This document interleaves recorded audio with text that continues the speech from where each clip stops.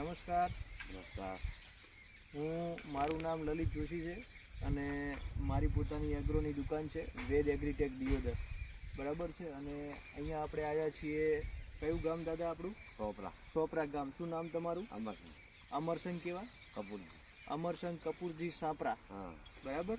તો દાદા આપણે કઈ વેરાયટી વાયેલી છે? વિશ્વાસ 77. વિશ્વાસ 77 દિવેલા વાયેલા છે. વિશ્વાસ હાઇબ્રિડ સીડ્સ કંપનીના વિશ્વાસ 77 વેરાયટી વાયેલી છે. અને વિશ્વાસ 77 વેરાયટી દાદા આપણે તમે ક્યારે વાયા હતા? કોઈ વર્ષ નહીં વાયેલા. બરાબર છે. અહલેકામાં વાયા હતા. બરાબર. લેટ વાવેતર કરેલું છે. લેટ વાવેતર કરેલું છે. હજુ સુધી કોઈ વેણી થઈ નથી. બરાબર. આ દિવેલામાં કોઈ વેણી થઈ નથી. એક પણ વેણી નથી થઈ. અને તમે અહીંયા જોઈ શકાય છે આ દિવેલાની નીચેથી ફૂટ નીચે થડમાંથી ડાળી પડવાની પ્રોસેસ છે. અહીંયા આપણે ગણતું 1 2 3 4 5 6 7 8 9 10 11 12 13 14 15 થી 16 ડાળી પડેલી છે. બરાબર. 15 થી 16 ડાળી છે. તો એક ડાળીને અહીંયા કને 2 થી 3 માળો છે. બરાબર. અહીંયા જોઈ શકાય છે. આ માળ છે, અહીંયા ડાળી છે, આ બાજુ ડાળી છે. બરોબર. અહીંયા પણ આ માળ ફૂટવા જઈ રહી છે. બરાબર. તો એક ડાળીને 2 થી 3 માળો છે. બરોબર. હજી એક પણ વેણી થઈ નથી. તો છતાં અહીંયા કને અત્યારે હાલ 12 થી 13 માળો એક દિવેલાને મોજૂદ છે કે અહીંયાથી તૈયાર થઈ રહી. બરાબર. તો દાદા તમે આટલા વર્ષોથી તમે બીજી અધર કંપનીઓની વેરાયટી વાવતા હતા, તો એમાં અને તમને આપણા દિવેલામાં શું ફરક લાગે? આ વેરાયટી સારી. આ વેરાયટી સારી છે. બરાબર. તો આ વેરાયટી સારી કઈ રીતે કહી શકાય? આમાં માળો વધારે આવે છે? માળો વધારે આવે, ડાળી વધારે પડે છે. મેઇન પોઈન્ટ એ છે ઘેરાવો એનો સારો થાય. નીચે થડમાંથી ડાળી પડવાની પ્રોસેસ છે. નીચે થડામાંથી ડાળી પડે છે. તો વધારે ડાળી હોય તો વધારે માળો આવે, વધારે માળ આવે તો વધારે ઉત્પાદન મળે. બરાબર છે. તો હજી તો દાદાનું કેવું એવું છે કે આ તો હજુ અમારી શરૂઆત છે. બરોબર. હજી આમાં કઈ ટ્રીટમેન્ટ કરી નથી, હજુ તો વેણી કરી નથી. બરાબર. ને એક દિવેલાને 12 13 માળો લાગેલી છે.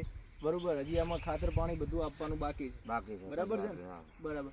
તો તમને ભરોસો ખરો આ વખતે કે તમે વર્ષો જે ખેતી કરતા હતા ને એરંડાનું ઉત્પાદન લેતા હતા એના કરતા આ વખતે વધારે ઉત્પાદન મળશે? એના કરતા સારું મળશે. સારું અને વધારે ઉત્પાદન મળશે.